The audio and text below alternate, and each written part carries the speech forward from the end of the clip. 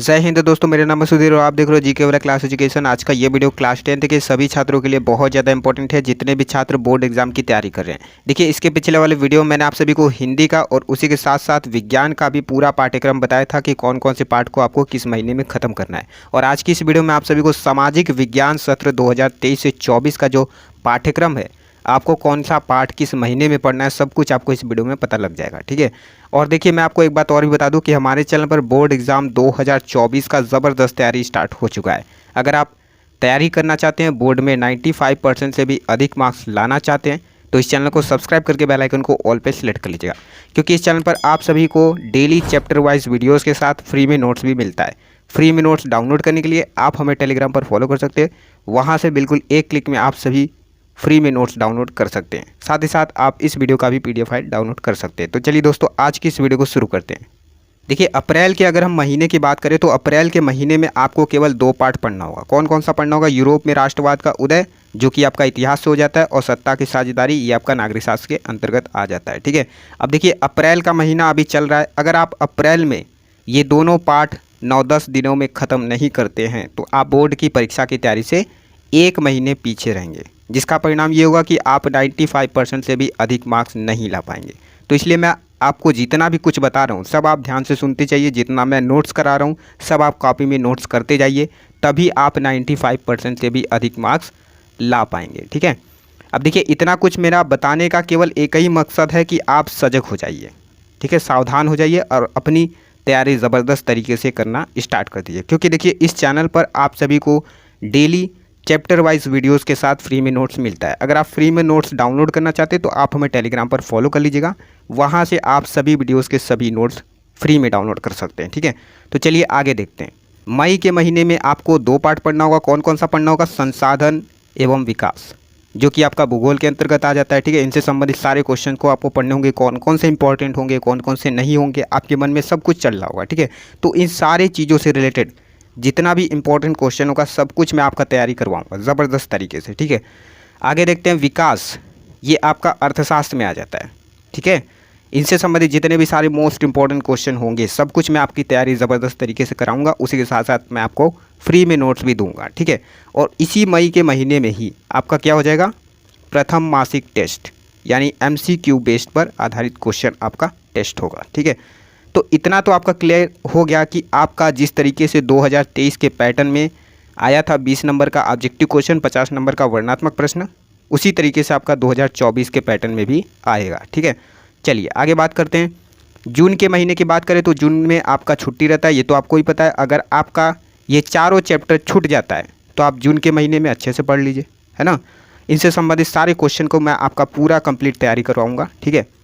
आगे देखते हैं, जुलाई की बात करते हैं। तो जुलाई के महीने में आपको 4 चैप्टर पढ़ने होंगे। कौन कौन से? भारत में राष्ट्रवाद, जो कि आपका इतिहास से हो जाता है। संघवाद, ये आपका नागरिक शास्त्र के अंतर्गत आ जाता है। ठीक है। वन एवं वन्य संसाधन, ये आपका भूगोल से आ जाता है। और भारतीय अर्थव्यवस्था के क्षेत्रक, ये आपका अर्थशास्त्र से संबंधित आ जाता है। ठीक है। यानी कि इन सारे पार्ट का सभी महत्वपूर्ण प्रश्न आपको पढ़ना जरूरी है, तभी आप 95% से भी अधिक मार्क्स ला पाओगे। ठीक है।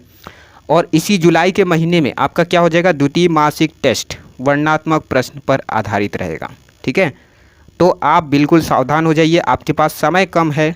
जितना हो सके आप उतना अच्छे तरीके से आप अपनी तैयारी करिए। जितना मैं आपको सब कुछ बता रहा हूँ सब आप नोट्स बनाते जाइएगा। ठीक है। जल्द ही, बहुत जल्द मैं आपका पूरा जो सब्जेक्ट है पूरा चैप्टर वाइज कराऊँगा।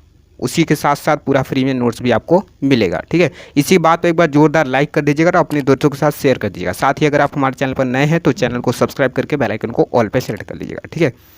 चलिए सितंबर की बात करते हैं। सितंबर के महीने में आपको 3 चैप्टर पढ़ने होंगे। कौन कौन से? औद्योगिकीकरण का युग, जो कि आपका इतिहास में है। और जाति धर्म लैंगिक मसले, ये आपका नागरिक शास्त्र के अंतर्गत आ जाता है। ठीक है। और उसी के साथ साथ आपका कृषि वाला जो चैप्टर है ये आपका भूगोल में आ जाता है। ठीक है। तो 3 चैप्टर आपको पढ़ने होंगे। इनसे संबंधित सारे मोस्ट इंपॉर्टेंट क्वेश्चन मैं आपको आगे करवाता रहूँगा। सब कुछ आप नोट्स तैयार करते जाइएगा। ठीक है। चलिए अक्टूबर की बात करें तो अक्टूबर के महीने में भी आपको 2 चैप्टर पढ़ने होंगे। कौन कौन से? वैश्वीकरण और भारतीय अर्थव्यवस्था, ये आपका अर्थशास्त्र के अंतर्गत आ जाता है। ठीक है। और आगे मुद्रा, संस्कृत और आधुनिक दुनिया, ये आपका इतिहास के अंतर्गत आ जाता है। और अक्टूबर के महीने में ही आपका अर्धवार्षिक परीक्षा का आयोजन भी हो जाएगा, ठीक है। चलिए आगे देखते हैं। नवंबर की अगर बात करें तो नवंबर के महीने में भी आपको 3 चैप्टर पढ़ना होगा। खनिज तथा ऊर्जा संसाधन, भूगोल से है आपका उपभोक्ता अधिकार, ये आपका अर्थशास्त्र में आ जाएगा। और राजनीतिक दल, ये आपका नागरिक शास्त्र के अंतर्गत आ जाएगा, ठीक है। और तृतीय मासिक टेस्ट जो कि आपका MCQ बेस्ड पर रहेगा, ये आपका नवंबर में आ जाएगा, लागू हो जाएगा, ठीक है।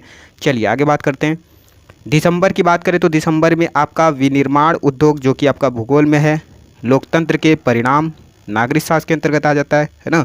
और राष्ट्रीय अर्थव्यवस्था के जीवन की रेखाएं, ठीक है, राष्ट्रीय अर्थव्यवस्था की जीवन रेखाएं, ये आपका भूगोल में आ जाएगा, ठीक है। और चतुर्थ मासिक टेस्ट वर्णनात्मक प्रश्नों पर आधारित रहेगा, आपका दिसंबर में स्टार्ट हो जाएगा, ठीक है। और द्वितीय आंतरिक मूल्यांकन परीक्षा या प्रोजेक्ट कार्य, ये आपका पता ही होगा कि ये जो आपका 30 नंबर का प्रोजेक्ट कार्य रहता है ये आपका स्कूल की तरफ से होता है, ठीक है। चलिए आगे बात करते हैं। जनवरी की अगर हम बात करें तो जनवरी में संपूर्ण पाठ्यक्रम की पुनरावृत्ति, यानी कि पूरा तरीके से अच्छे से आपको पढ़ लेना होगा, ठीक है। और प्री बोर्ड परीक्षा का आयोजन हो जाएगा, जो आपका वार्षिक परीक्षा होता है ना। या तो वार्षिक परीक्षा हो जाए या प्री बोर्ड हो जाए, या तो दोनों ही होता है ना। कई सारे स्कूलों में ऐसे होते हैं। और फरवरी की अगर हम बात करें तो फरवरी में आपका बोर्ड परीक्षा का आयोजन हो जाएगा, ठीक है। तो इतना तो क्लियर हो गया कि आपका किस तरीके से आपको किस तरीके से पढ़ना होगा, कौन से पार्ट को किस महीने में ख़त्म करना होगा। अब बात कर लेते हैं कि आपको टोटल कितने चैप्टर्स पढ़ने होंगे, ठीक है। देखिए 2 और 2 कितना हो गया, 4 हो गया, ठीक है।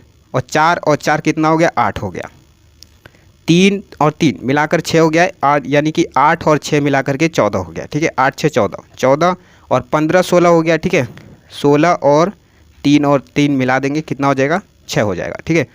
तो 16 4 20 2 22, पूरा टोटल मिला करके आपको कितने चैप्टर पढ़ने होंगे, 22 चैप्टर पढ़ने होंगे, ठीक है। कितने चैप्टर पढ़ने होंगे, 22 चैप्टर आपको सामाजिक विज्ञान में पढ़ने होंगे। अब अगर हम बात करें कि पिछले साल की, ठीक है, तो पिछले साल में देखिए आपका 3 चैप्टर केवल हटा है पिछले साल की अपेक्षा में। अगर हम बात करें तो देखिए पिछले साल आपको इतिहास में 2 चैप्टर कम कर दिया गया था, है ना। भूगोल में आपका 1 चैप्टर कम कर दिया गया था।